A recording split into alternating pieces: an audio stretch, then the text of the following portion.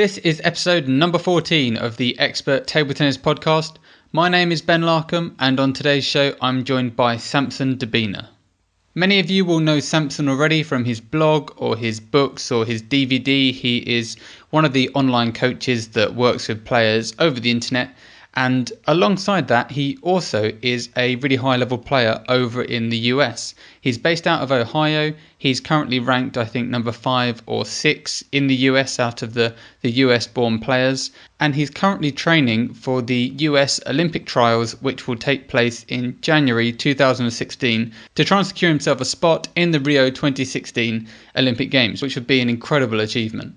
The purpose of this interview is really to talk to him partly about how he kind of got to the level that he is now, going through his development as a child, but then also talking about the kind of things that he's doing right now as a high level player in order to kind of really push his game up a level. So what kind of training is he going to be doing? How is he kind of structuring his training? How much is he doing each day? Things like that to give you a real insight into what a top level player would do if they do want to really peak for a tournament and the kind of 6 months leading up to that. This is going to be a great chance to kind of go behind the curtain and see what goes on for these really high level players. And Sampson is, because he's a coach, full of advice and tips that are going to help you loads. So this is a really, really good interview. I know you're going to enjoy it. Let's get straight into it. Joining me on the show today is Samson Dubina. Samson, hi, welcome to the show. Thank you. Great to have you on. How are you doing? Yeah, I'm doing great. How are you doing? Yeah, doing very well, thank you. You said you've been training already this morning, is that right? Yeah, I did a couple hours of light training this morning, and then I have a hard session coming this afternoon. Yeah, so you're really cramming in all the training at the moment. Yeah, I'm doing the best that I can. I got a guy here from Sweden, so he's visiting Ohio for a couple weeks, so I'm trying to take advantage of training with him every day if I can. He's an excellent player, so that's been giving me a good boost to my game for the last couple weeks here. Brilliant. Well, I'm looking forward to hearing a bit more about that later on in the interview. But just to start us off, I know that in the US you're pretty well known kind of by table tennis players on the tournament circuit. But for those of us that are from the UK or other parts of the world, could you give us a little bit about who you are and how you got into table tennis? Yeah, I started playing at age 12. We got a flyer in the mail from a local church saying that there was free ping pong lessons. So I showed up there, and then the people that were coaching there actually took me to the local table tennis club. So for a couple years, I played once a week at the club, and I pretty much lost every match. So kind of like a lot of kids that start out, it's kind of slow in starting just because there's so many skills that you have to learn in table tennis. So if you start off with almost nothing, just to learn the technique, the footwork, the ability to read spin, play against different styles, different rubbers, it takes a while, especially initially if you don't really get much coaching. So that's kind of where I started, age 12, and I played at the Canton Table Tennis Club, just the local club near my house, for several years until I was able to get some higher level coaching, which took me to the next level. So what kind of training were you doing when you were starting off? Kind of how many times a week were you playing, and were you doing it just for fun, or did you kind of get into it seriously from quite an early age? Well, I was serious about it. It was just a lack of training opportunities. So it might sound kind of funny, but I played at the local table tennis club when I was 12, and it was just once a week. And then I'd go home and I would just kind of bang the ball against the wall or fold the table in half and hit against the table. Some of my other family members also played recreationally, so I'd ask them to feed me balls. Eventually, I got a Noogie robot, and so I was able to play with the robot on the days that I wasn't at the club. But besides that, it was just a matter of doing whatever I could, watching table tennis videos, doing physical training, and then, like I said, playing at the club. So that was pretty much all I had at first. But I was serious about it. It's just I didn't have many opportunities when I was younger. Okay, so you're pretty motivated right from the beginning. Yeah, I was motivated. I had very high goals. People thought my goals were a little bit ridiculous, but I had very high goals of what I was hoping to achieve. It's just I lacked the right training environment. Sure. And starting at 12, that can be considered relatively late, can't it? If you are thinking of getting to a kind of international level. Most people consider 12 to be late. But those are a lot of the players that stop at age 18. So if you start at 12 and then you're like a lot of Americans and you stop when you go to college at age 18, yeah, that's not a very long career. But I Mm. believe that even if people start later, if they continue, their peak is just going to be later in their career. It's not like, hey, you hit 18 and now you stop improving. It's just most people hit age 18, their priorities change. They go to college and they stop playing, or they hit age 23 and then they get married, they get a job, and they have 4 kids, and then they have a different priority. So I don't necessarily consider age to be a huge factor. Starting at age 12, as long as you're willing to continue playing, I don't really feel like it's a downside. Had I started at age 5 or 6, yeah, I probably would have been better, but I'm not going to go back and think coulda, woulda, shoulda. I could have started at a younger age. I'm just going to do what I can at this point. Yeah, I completely agree with that. And yeah, I just think provided you're able just to keep going and keep putting the work in, then I see no reason why age should really have that much of an effect. And as you say, like you can't go back, so there's really not that much point worrying about it. At what point did you start finding a way to get kind of a better quality in your training and your coaching, and did you start to see kind of your level improve nationally? Yeah, well, I got some lessons from Coach Carl Harden when I was 14 years old, and he lived 4 hours from my house, so it wasn't easy for my parents to take me down there. So my parents would take me down there like a couple times a year for like 5 days at a time. So it was a matter of cramming all the coaching that I could in 5 days and trying to remember it, process it, and apply it for the next 6 months. So that was a bit of a challenge right there. But it did take me up to quite a good level just doing that. I think it was a combination of getting more experience, playing more tournaments, getting the coaching from him, and just putting in a few years of practice.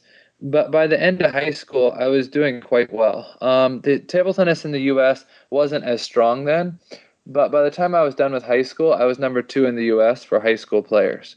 So I Okay. passed up quite a few players from age 12 to age 17. And why do you think that was? Because surely they must have been like getting a bit more coaching and stuff than you, I would assume. Like there are people that would have been at clubs that are more close to their houses where they could get more regular input. Yeah, I think that they probably got at least 50 to 100 times more coaching than I did growing up, Yeah. especially through high school. But I think I outtrained them. I think that their work ethic, their concentration level, their table time wasn't as efficient as mine. So I think that I was able to process the information a little bit better than them. And I felt like I was more focused and more determined during the matches. I think a lot of kids in the U.S., they kind of want to play, but it's more of their parents that are forcing them to play. So even now when I'm coaching, I don't take students like that because I don't feel like that's the best training environment.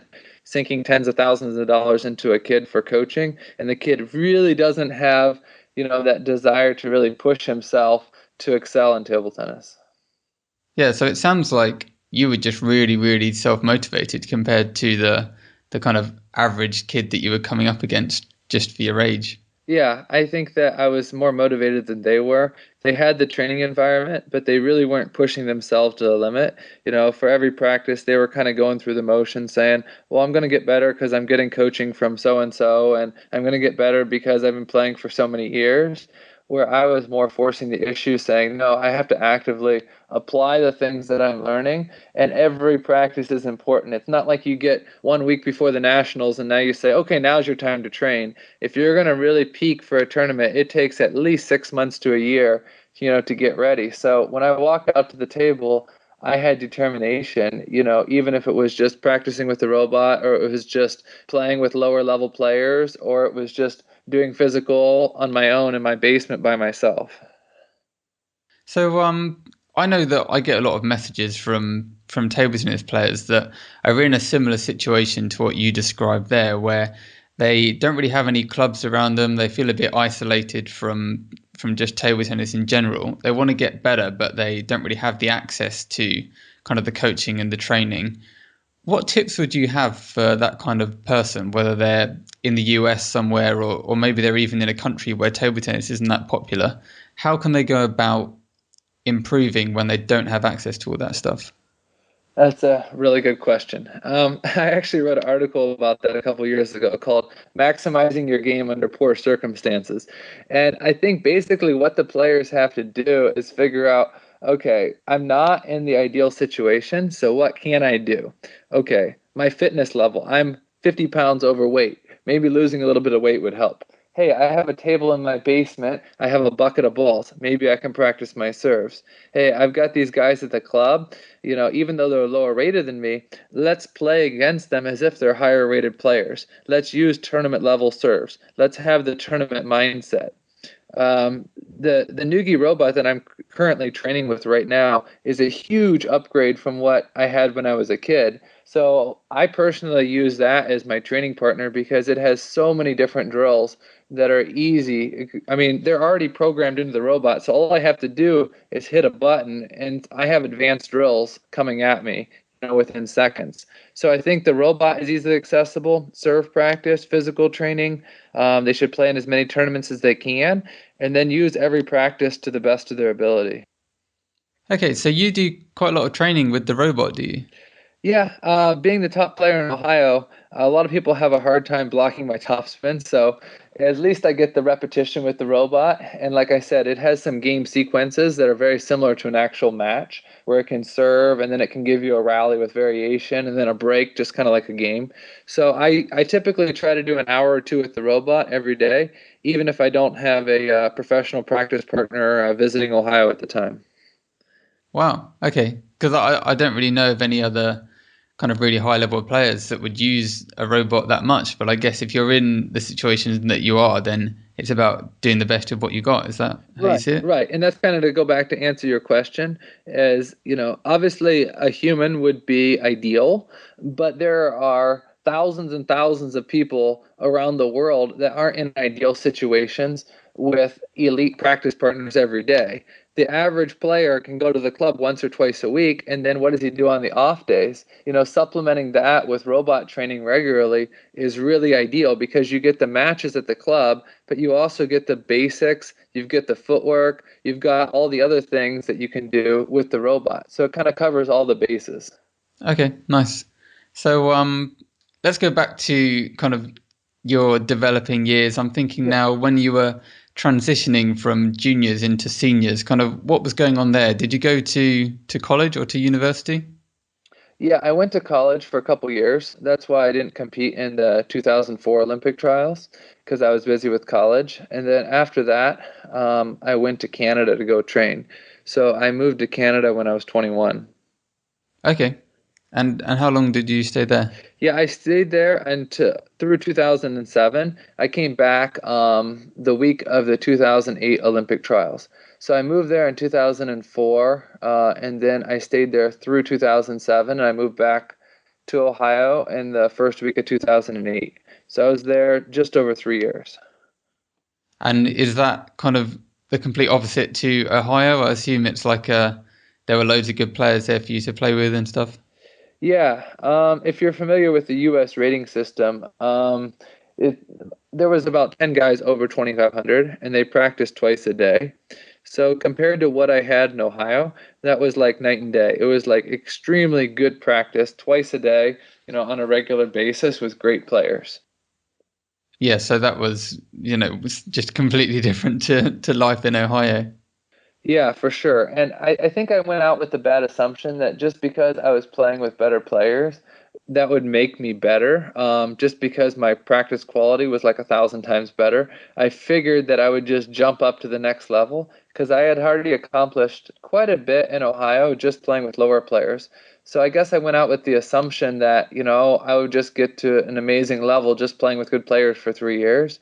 And unfortunately, that didn't happen. I didn't get a lot of coaching. So even though I was playing with good players, it was kind of frustrating because I had, some tactical problems. I was playing the wrong way, serving the wrong way, playing out the points the wrong way. So I really didn't improve as much as I would have liked to have improved in Canada. Okay, that's interesting. Yeah, I would have thought that going from the situation you were in before to that kind of more professional setup, you would have really seen massive improvements. But you think that even though you were doing the, so much table tennis, that somehow the quality wasn't there or the feedback or something? Yeah, I really don't think that tactically I was playing as smart. Before I went to Canada and I had basically no practice in Ohio, I was playing a good level because I was always thinking like, how can I improve? How can I receive better? How can I serve better? How can I play better patterns? Other things like that. When I went to Canada, I did a lot of footwork, but tactically, I don't think that I played that smart when I was there for 3 years. I was just working like a beast, doing physical training every day, practicing twice a day, and just working hard, just figuring all the work had to pay off with great results. And unfortunately, it didn't. I didn't actually have my best results until I stopped playing. So when I moved back from Canada, I stopped playing for a year and I just coached. And that year I had my best results ever. That's really interesting. That's like it's strange, isn't it? So it's almost like because you were surrounded by all of those players and coaches and things, it's almost sounds like you kind of switched off your own thinking and analysis a bit. Yeah, for sure, for sure. I mean, at the time, I didn't know why. I'm just like, I should be improving. There's no way I can get worse, or there's no way that I can just maintain. For sure, I should be jumping up. And I had a few good moments up there, but the overall experience after 3 years was that I didn't improve that much. But when I came back to Ohio and I was coaching, up to 10 hours a day, I really started analyzing the sport more as far as how can I serve differently? How can I receive differently? How can I block differently? How can I loop differently? And so all this time, 10 hours a day, I was always thinking, thinking, thinking, thinking. And so I think all the training kind of caught up to me that year, as well as my analysis of the game was better. So I feel that's why I had the best results that year. Yeah, that's really interesting. I saw that I was going through your kind of rating history. Your peak was kind of December 2008.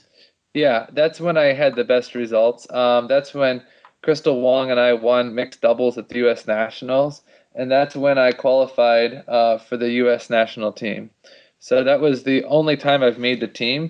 I've made it. I've come very, very close to making the team 3 times. I think 3 times I was within one match of making the team, but that was the time that was the year I actually did make the team, and then I went to the World Championships that year in 2009. And that's the same year, kind of the year after you came back from Canada and you were mainly coaching, is it? Right, right, yeah. In 2000, I moved back in January 2008, and then through from April 2008 all the way through the national team trials that year, for those 9 months, that was like the best playing that I've had. Okay. And now you're kind of it looks like you're kind of back up to that level, is that right? Yeah, I feel the reason that I'm back up to that level is because physically I'm better now than I was before.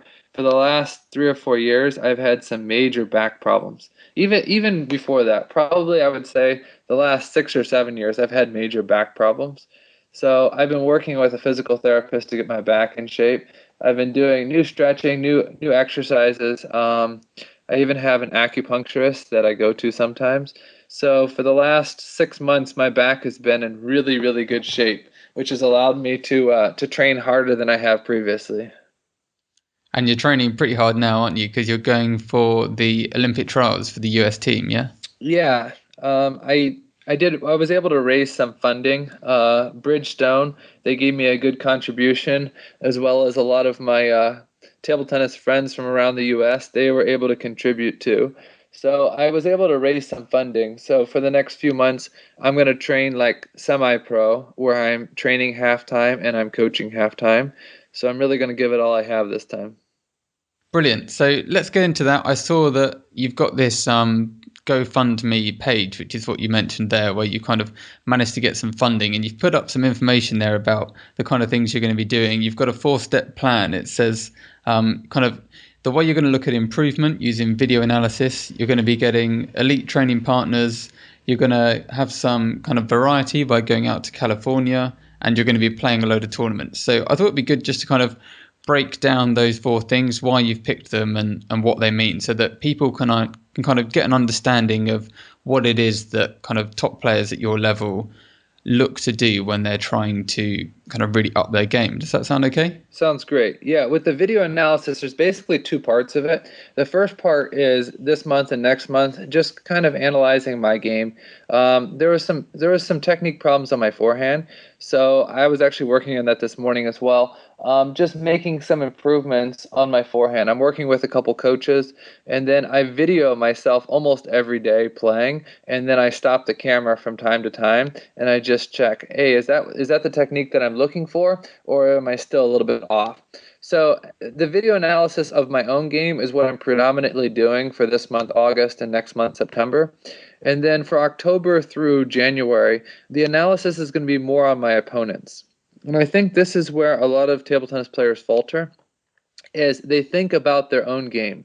But honestly, it's not about how good Ben can play. It's about how bad Ben can make Ron play. So I think that's the analysis, and that's the mindset that a lot of players have to have going into their peak tournament, like the Olympic Trials. They have to think not just how good can I play, how good can I play, but how bad can I make the other guy play.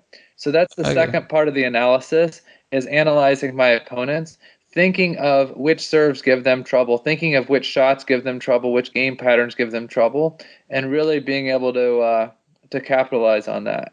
So that's the first Yeah, part. I really like that. I really like the idea of spending a couple of months focusing on kind of analyzing your own game and then going on to putting that to one side and not just getting completely bogged down in yourself and thinking about how can I beat other people. I think that's really great. Yeah, because the any changes that I need to make need to be made like this month and next month.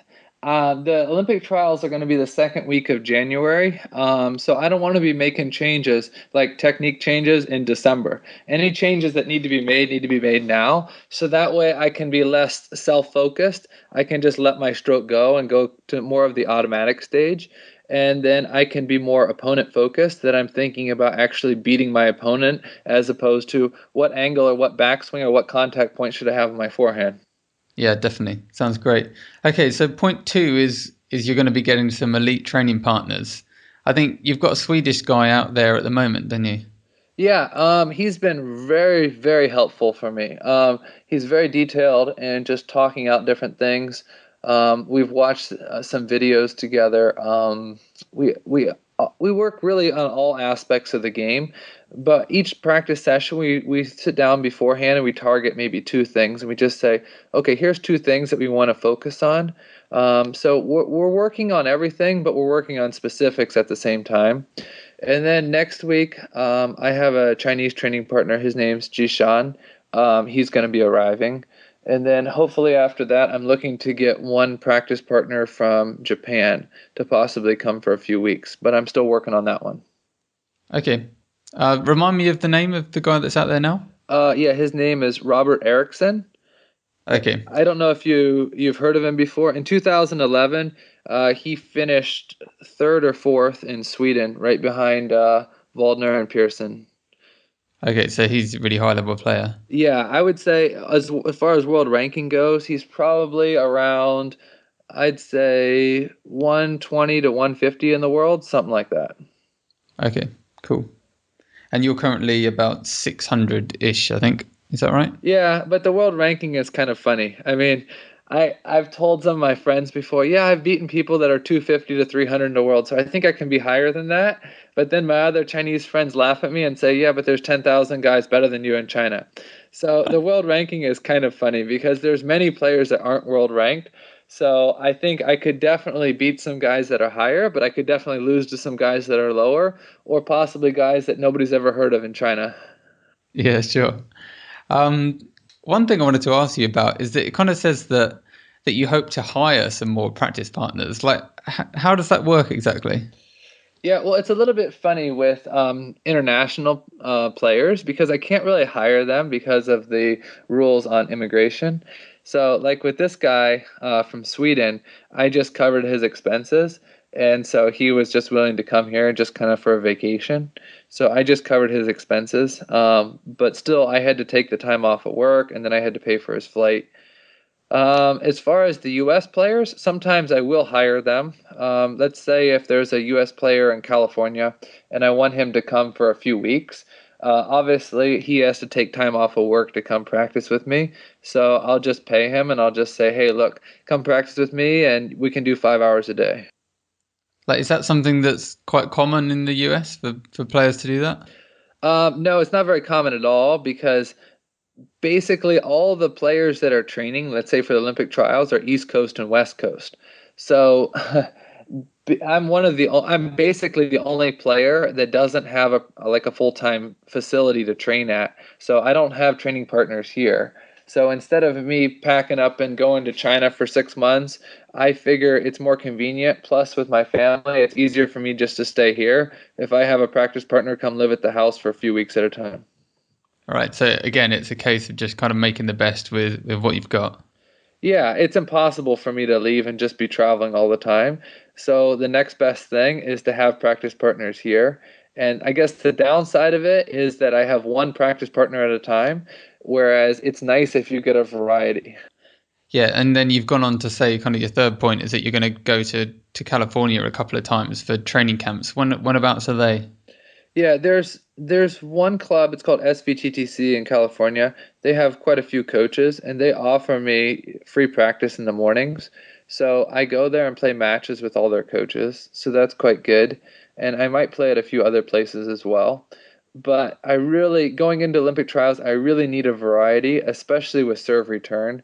I mean, just because I can do footwork till I'm blue in the face doesn't mean I can receive serves well at the right time. At 9-9 in the seventh, can I receive the serve well? So that's kind of what it comes down to for me, is not just physically being there and technique being there, but actually being able to receive serve and being able to play right at the right time.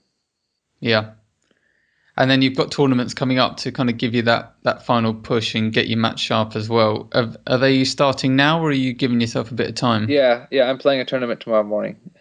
Oh, really? Yeah, so I really like playing tournaments. My personality is I got to be playing tournaments if I'm going to get to the peak of my game, because my training is definitely going to change based on how well I do in the tournaments. So I need at least one or two tournaments a month because I tweak my game a little bit here and there based on how I play. And I feel like tournaments really make you aware of your strengths and weaknesses. Whereas if you don't play a tournament for a few weeks or even a few months, you might be training the wrong things. Sure. So you want to keep everything match specific and find out exactly what's working, what's not working in the tournament situation. Yeah, because if your ultimate goal is to perform well in tournaments, of course you would want to play tournaments. I mean, that's like a runner who wants to run well and doesn't want to run. I mean, if you want to play well in tournaments, logically you should play more tournaments so you get used to that. I mean, all the things that I do should be to perform well in tournaments, not to perform well at the training hall. Yeah, definitely. 100%. These tournaments, I mean, because you're the best player in Ohio and the US is a big place, do you find yourself being the top seed in most of the tournaments you enter?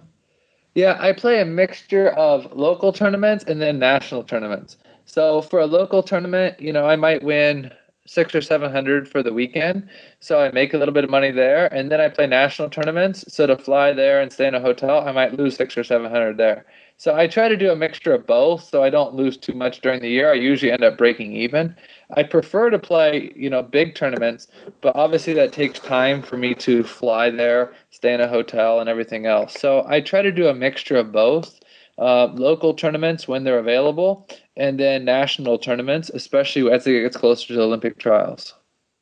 And how do you find playing in like those local tournaments when everyone's expecting you to win? Do you kind of enjoy that feeling, or do you feel like there's a lot of pressure on you and maybe you're not able to play as well as you'd like?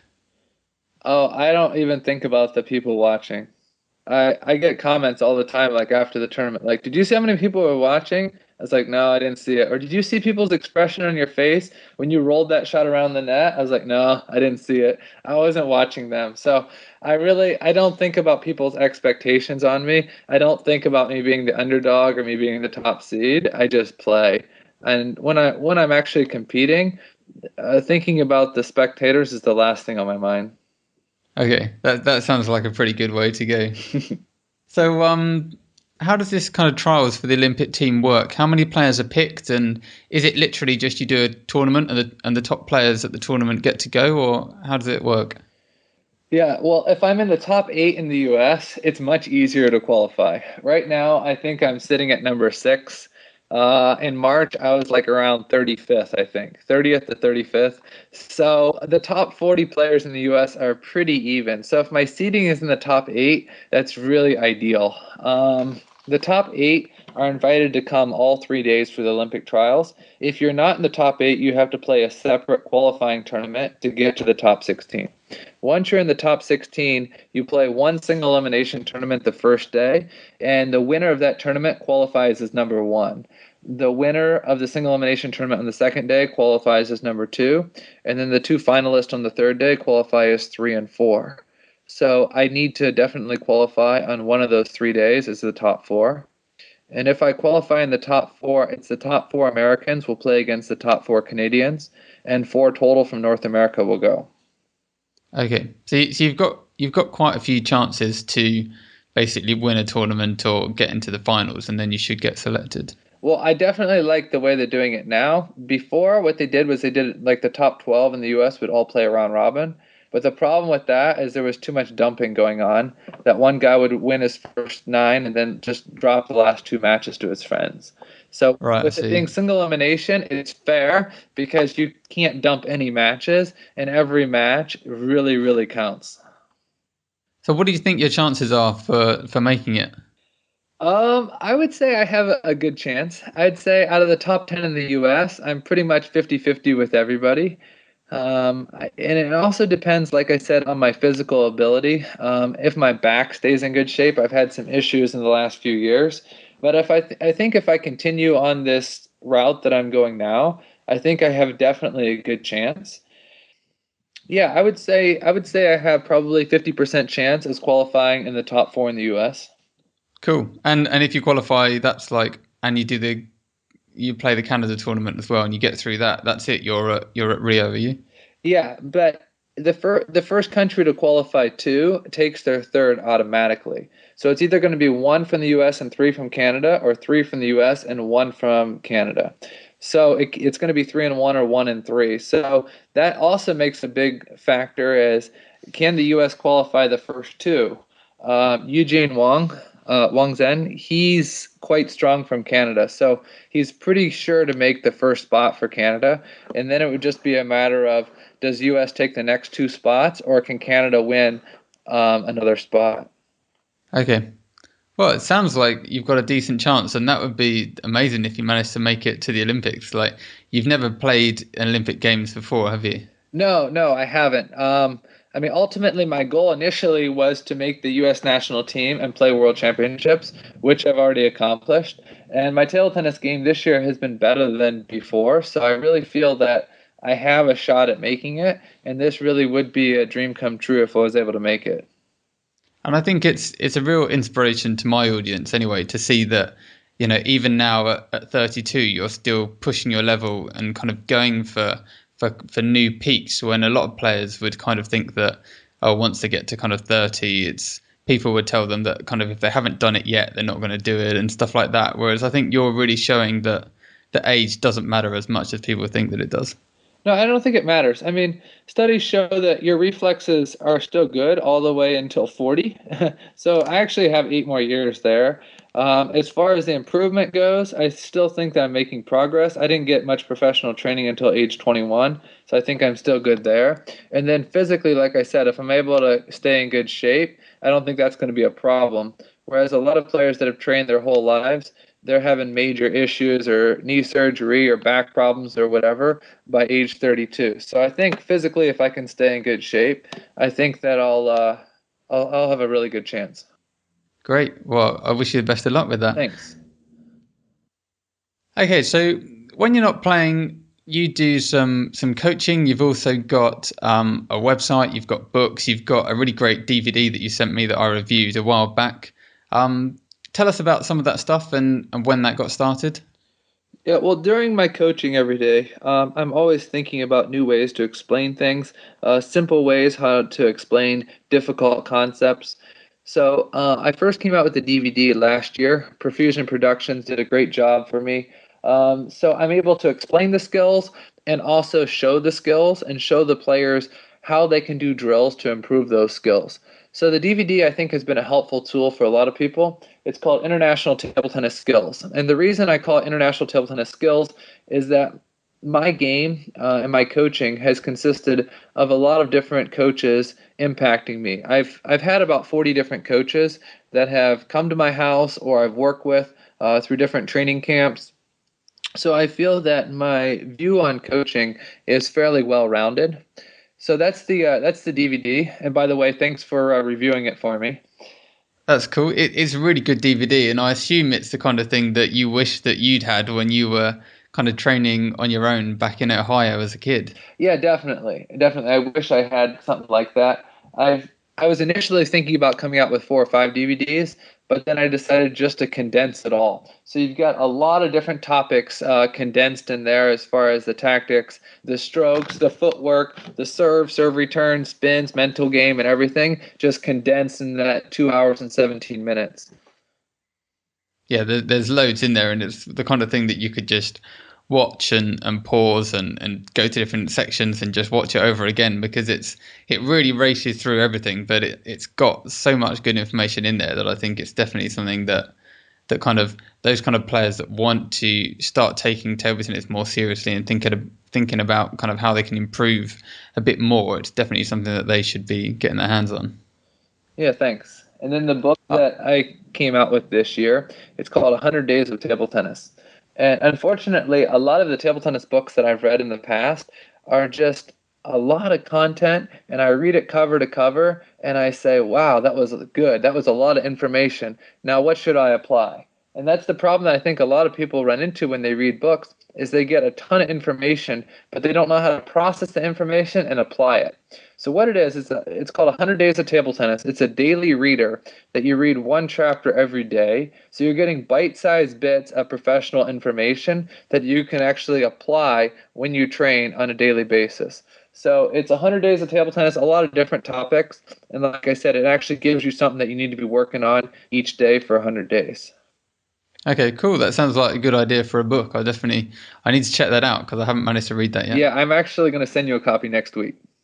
Oh, great. Brilliant. I'll look forward to that then and pop a review up when I'm done. Thanks. Now, you've been lucky enough through your career to be sponsored by a few different people that's enabled you to train and get access to equipment and stuff. Do you want to give those guys a quick shout out? Yeah, it's really been great. I've worked with Nintaku and Paddle Palace for many years. So the blade that I'm currently using is Nintaku Ludiac blade, and then the rubber is Nintaku Fast Arc G1. So I really, really like my equipment that I'm using. I recommend it to a lot of people. They've been great sponsors.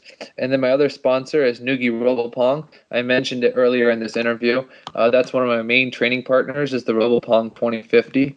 Like I said, it's got the beginner drills, it's got the intermediate drills, and then it also has the professional level drills, and they're already programmed into it. So you can start playing within 10 seconds. You just turn the robot on, hit the button, and the drills are already coming out. So both of those companies, Nintaku and Noogie Robopong, have been great to me. And then I also recently got a small sponsorship by Bridgestone. That might not be a long-term thing. We'll talk about it, but short term, it's a huge, huge help for my Olympic training. Brilliant.